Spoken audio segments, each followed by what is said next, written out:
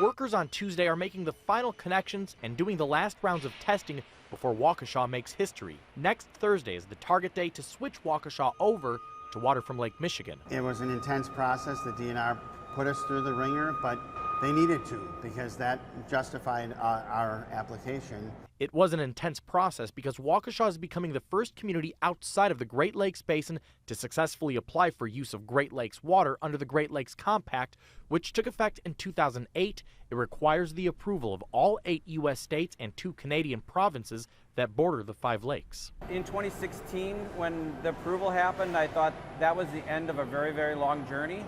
It's been a long journey since 2016 to get to this point. Bottoms up.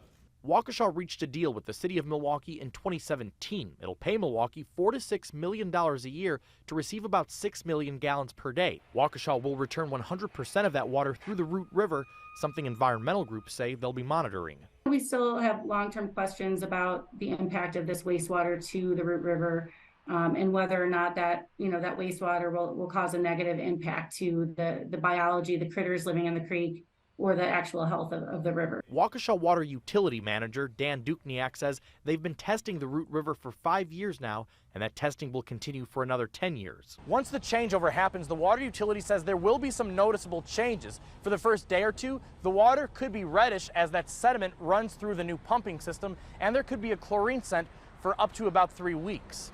Don't take that as what the Great Lakes water is going to be. Give it a month, give it 2 months till everything settles down, and then you'll see what Great Lakes water has to offer. A lot of other people along the Great Lakes will be watching too. In Waukesha, AJ Bayatpour, CBS 58 News.